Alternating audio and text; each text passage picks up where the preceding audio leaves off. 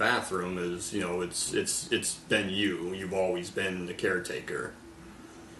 It's like it's almost like they knew that he was coming and they wanted him, his soul, whatever you want to call it. But it seemed like the hotel wanted him.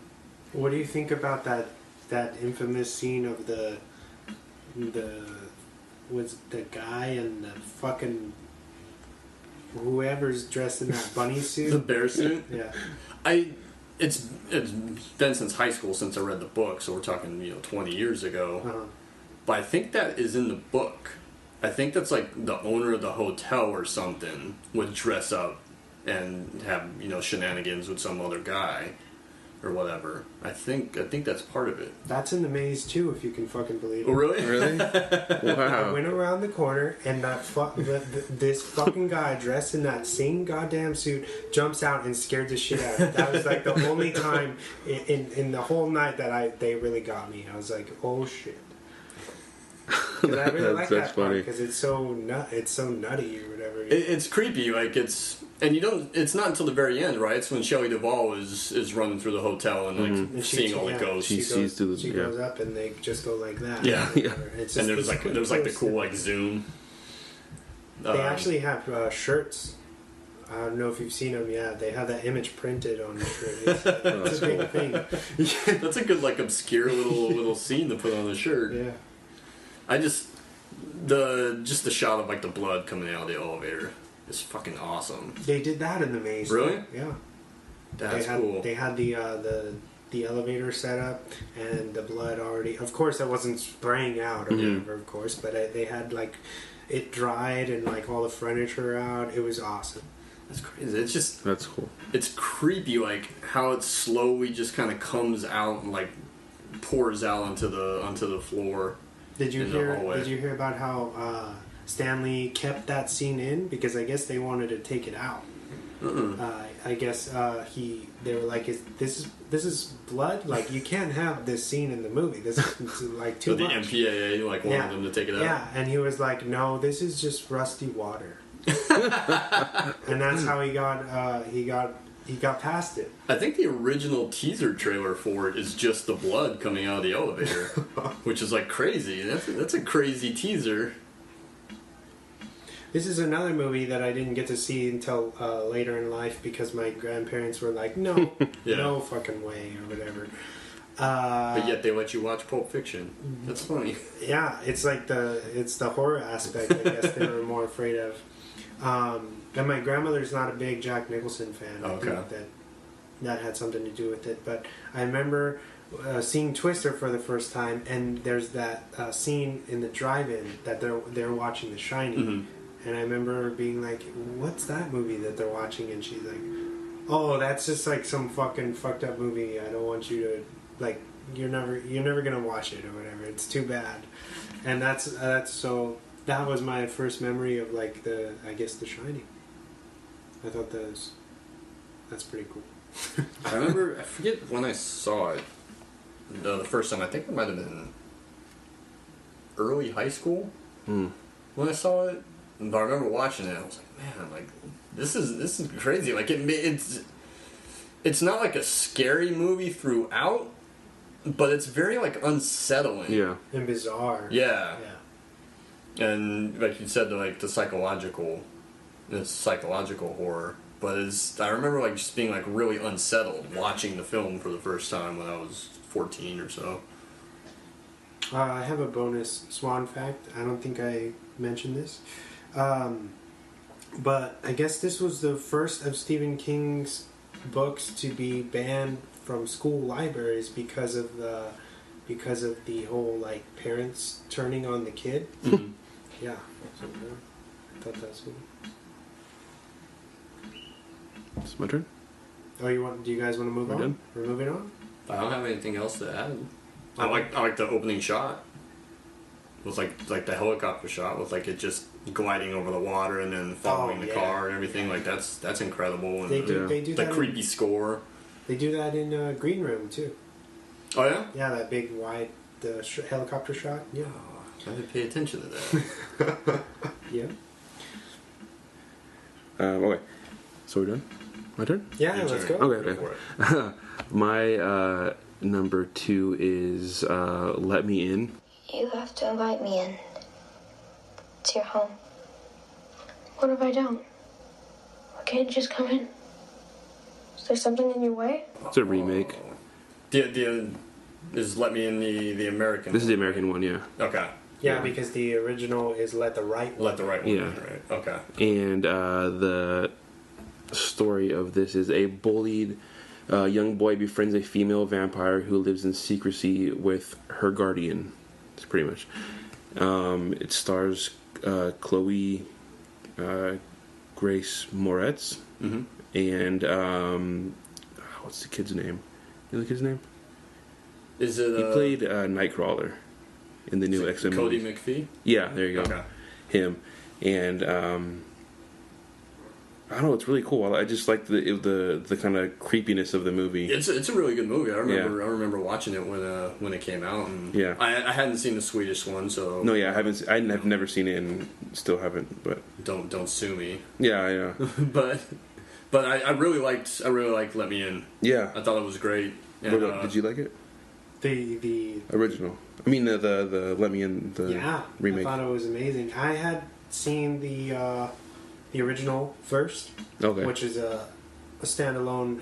It's amazing, but I think for what they did with the American one, it was much like I would say how I liked Dragon Tattoo, like his Fincher's version. Yeah. I would say I liked it as much as that. I thought it was super solid Oh yeah. and stands alone. And of course, the cast was great. Yeah, the cast was amazing. What's his name? The dude that played her guardian, Yeah, Richard Jenkins. Yeah. He's a really good character actor. He's been in a ton of shit. Casey forever. Jones. Wasn't he Casey Jones in Ninja Turtles? No, that's, Richard Jenkins is old. He's an old guy. That's Older. I know who that. I know what movie you're talking about. He's the cop. Yeah, the cop is Casey Jones from the Ninja Turtles, the original. Shit, I forget his name. But he's been in a bunch of stuff too. I know who you're talking. Okay, Elias Koteas. Yes. Yeah. Okay, from the original Ninja Turtles. Yes. Yeah, the original. Okay, I thought you were talking the shitty remake or the shitty new ones. No, the '90s one. Yeah, he's the detective in that movie. He's also in Shutter Island for a little bit, I think. Is he? Yeah, he has the scar on his face. Mm-hmm. He's a good actor too. He was in Thin Red Line. Did you ever see the Thin Red Line? with Sean Penn, right? Yeah. The World War II movie. I haven't seen it. He's really, really good in that. But her guardian, Richard Jenkins, was her guardian. Yeah. In the movie, and he's really good in it. And you can tell that how much of a burden it is for him to be her protector. He was the kid at one point. Because in time. you start catching on to that's who he at the end you're he's gonna become him now. Yeah. And I mean it's crazy. I remember watching when he first kills someone or kidnaps them, and when he sneaks into the back of their car, then puts them to sleep, and then he slits their throat and then just collects the blood as they're hanging upside down, which was crazy. When I first saw that, I was like, oh my god. When they were outside, right? Yeah, like in the woods or something. Outside, yeah. And then he starts to realize he's getting too old to do it, especially at the end when he's trying to rush it. And is that where he's leaving and the camera doesn't move? It's in the backseat of the car the entire time? Yeah. That was a great And then scene. I think two people go into the car, and then one of them's like, oh, can you grab something in the back? And then they're like, oh yeah. I'm like, what the fuck? Yeah. And he's like, oh, and he freaks out and they crash the car or whatever. And that's when he throws acid on his face. Which that was a pretty crazy part. That's a really good movie. The ending is great too. Yeah. At the pool. Oh yeah. Yeah, the climax of the film, not the end, but the climax of the film. We're at the pool and the bullies are gonna hurt the kids or gonna hurt the kid, and you just see the head just go flying into the water. God, I haven't seen that since it came out. I don't think. What was that? 2010. 2010. Yeah. 2009. 2010. Okay. Yeah. Yeah, that's a movie I'd like to see again. Yeah, I think it's really good. But that's why it's my number 2. So. I feel like that film, it's a very simple premise, but like the shots are so masterful. Yeah. It kind of carries it along. It goes back to what you're saying. I feel like that's very much gothic horror. Yeah. Or it turns into that. And it's very... It just happens to be a modern day film, except it takes a lot of the shots and the cues and the atmosphere stuff from like a gothic horror movie. Yeah. You know who directed that? I forget. Matt Reeves. Oh. Wow. Who did? I don't know what he did after that. I don't know if he did. Was it Dawn of the Planet of the Apes? Like after that, I don't know if that was his follow up. That might have been. I know they weren't too far apart. It's what 3-4 years between the two. Yeah, yeah. Because I think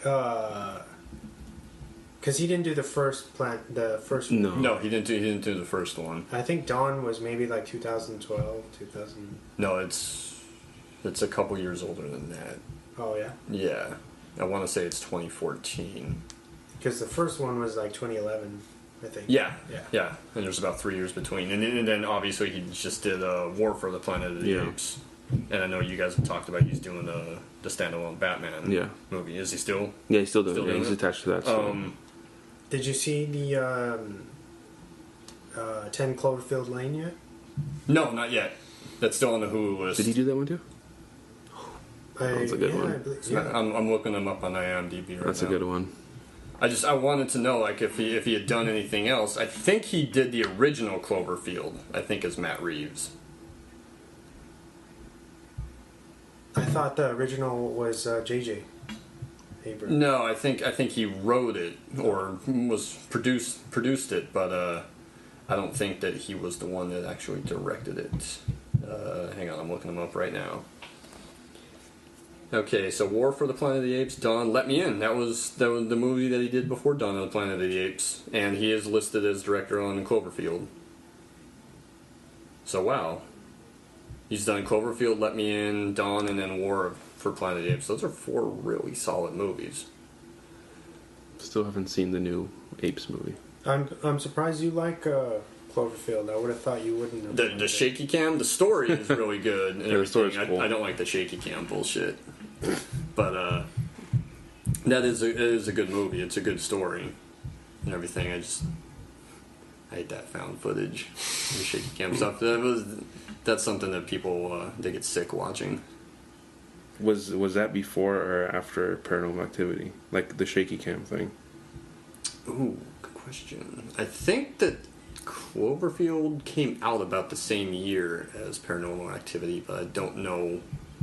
Like either Paranormal Activity was in like October of 2007, okay, or it was October of 2008 when it came out. But they're not too far apart. Yeah. I just know as soon as like I remember the first time I saw like a handheld camera movie was like Paranormal Activity. I think it was the first time I ever saw anything like that. Well, I think it's gotten better because I think they make it look like that, but they actually are using real cameras and everything that have a bit of a stabilizer in them. But because everything's shot digitally anyway. Yeah. So I mean, like movies like VHS and things like that. Yeah. They purposely go in and they put in things to make it look kind of like shittier than what it really is. I mean, you guys were talking about it last month, or maybe 6 weeks ago or so about the Blair Witch Project, which was very much like someone's handheld, Sony Handycam look or whatever, and like it's to the point where, and I can verify this for you, people are throwing up watching the movie. Because it's like they're getting motion sickness. Well, because the directors of that film, they were obviously present, but they never actually shot any of it. It's shot it's all by the the 3 actors shot people, it, right? carrying this stuff. Yeah, that going real quick on veering off. That movie's not very good. Which one? Blair Witch, the first one. Remember we watched? Oh yeah, that was funny. I would have loved. Okay, that was the first on that show. It was it was just kind of boring. Because we screened both of we watched them back to back. Yeah. Oh yeah, that's right. Yeah. And the newer it's just called Blair Witch. It blows it away. Yeah, it just beats the shit out of it. It's crazy how better it is. See, I would have loved to have been on that show because I hate the movie so